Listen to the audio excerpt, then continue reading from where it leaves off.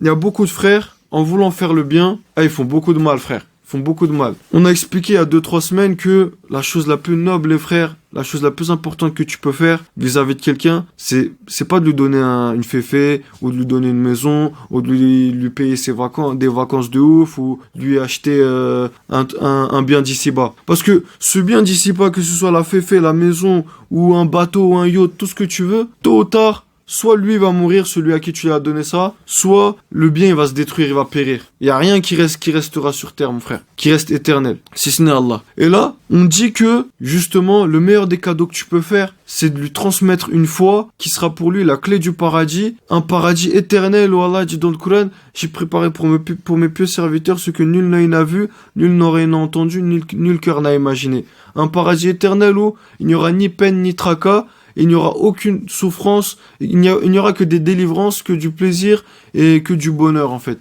Que du bonheur. C'est la meilleure des choses que tu peux faire et c'est le métier des prophètes. Tous les prophètes, ils ont été envoyés pour une seule chose, inviter les gens à croire en Allah. Vous vous rappelez du verset où A'udhu billahi minash shaitanir rajim wa man ahsanu qawlan mimman da'a ila Allah wa 'amila salihan wa qala innani minal muslimin. Qui est de meilleur wa man ahsanu qawlan mimman, qui est de mieux et de meilleur que celui qui invite les gens à Allah, qui fait des bonnes actions et qui dit je suis musulman, je suis certain musulman. Je suis un musulman, je suis certain musulman. C'est la meilleure des personnes auprès d'Allah, celui qui invite les gens à Allah. Pourquoi? Tu sauves la personne d'un enfer éternel, frère. Tu lui as offert une féfé, ok, c'est bien. Mais si demain il die et que c'est pas un musulman, sa féfé, qu'est-ce qu'il va en faire le jour du jugement, frère? Ça sera trop tard. Mais le plus important, c'est que tu lui offres et tu lui fais comprendre l'existence d'Allah, le but de la création. Tu lui donnes les clés du paradis en main. Tu lui expliques le sens du mot La ilaha illallah. Et là, t'as réussi, frère. Là, t'as fait la meilleure des choses. Mais, là où je voulais mettre le doigt, en fait, en voulant faire ça, frère Yanis, en voulant faire ça, en fait, il y en a beaucoup, en voulant faire le bien, excusez-moi, ils font faire fuir les gens. En voulant inviter les gens à Allah, ils font faire fuir les gens. On va donner des exemples concrets. Parce que, avec du recul, je me suis dit, c'est important de donner des exemples concrets pour que les frères y comprennent.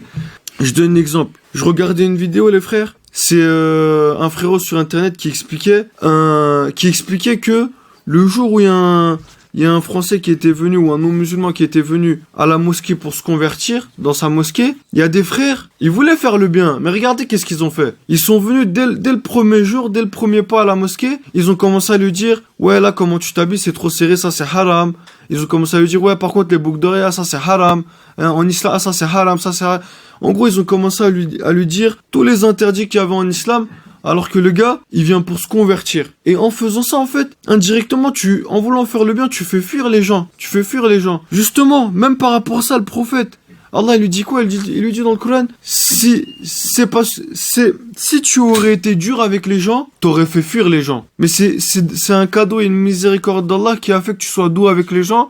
T'as réussi à réunir les gens, t'as réussi à rassembler les gens et à ne pas les faire fuir. Et il y a beaucoup de gens, les frères, justement, par rapport à ça, ils font faire fuir les gens en voulant faire le bien. Par exemple, une personne, un frère, peut-être, il fait ses prières coup-ci, coup-ça, de temps en temps. Un frère qui va voir cette personne-là en train de teaser, en train de fumer, en train de boire, ou quelque chose dans ce genre-là, la première chose qu'il va lui faire, il va le faire fuir en lui disant, est-ce que tu fais, c'est haram.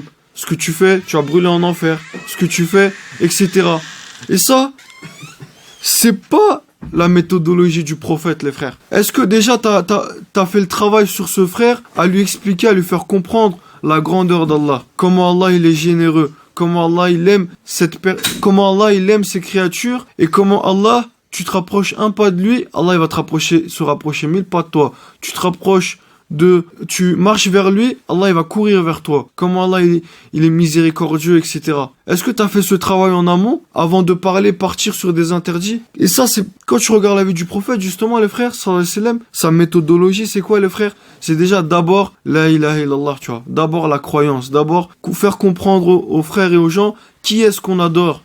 De qui est-ce qu'on est le serviteur. Et une fois que les gens ils vont connaître Allah, là ils vont obéir, ils vont écouter. Je donne un exemple un petit peu bébête, les frères. Je donne un exemple. Si je vous parle, exemple, je parle au frérot Bedirhan, je dis, est-ce que tu connais le frérot Sami? Il va me dire, ouais, je le connais ceci, cela, vite fait, tu vois. Il vient en rappel, je le connais de vue, on se parle pas trop, mais voilà, il m'a l'air d'être un gars sérieux. Je vais dire, ouais, Bedirhan, Sami, il veut que tu lui donnes 10 000 euros, il veut que tu l'aides dans son déménagement, il veut que tu lui prêtes ta voiture pour son déménagement. Du jour au lendemain, je lui dis ça. Mais Bedirhan, il va me dire, ah, ok, je l'aime bien, mais je le connais pas trop, tu vois, attends, hein, c'est trop d'un coup, tu vois, tu donnes la main, ils prennent, c'est trop. Mais si, je lui dis, moi, j'ai besoin de ça, j'ai besoin de 10 000 euros, j'ai besoin de ta voiture, j'ai besoin que tu m'aides au déménagement. Là, il va dire, Michael Abe, toi, je te connais, t'es un bon, ce que tu fais pour nous, voilà, personne ne le fait, etc. Donc, cœur léger, volontiers, moi, je veux bien, tu vois. Et c'est quoi la différence entre Sami et moi? C'est que moi, Bedirhan, il me connaît.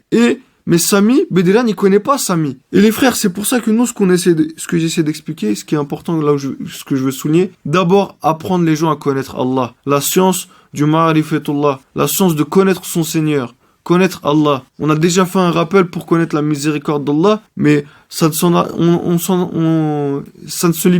connaître Allah ne se limite pas à connaître sa miséricorde. Une fois que tu vas connaître Allah, il n'y aura même pas besoin que on te dise, ou on te fasse peur, ou qu'on te dise ceci ou cela, que dès que tu vas entendre que Allah il te demande de faire la prière 5 fois par jour, tu obéiras tout de suite. Tu le feras toi-même avec cœur léger, avec amour en fait, tu vas aimer le faire en fait, aimer obéir à Allah. Mais le problème c'est que les gens ils connaissent pas Allah, le frère il connaît pas Allah, il boit de l'alcool, etc. Il a pas encore concrétisé le premier pilier de la foi, le premier pilier de l'islam. Toi tu viens, tu commences à lui partir sur le truc genre mais ça c'est haram, ou alors un exemple un petit peu plus concret.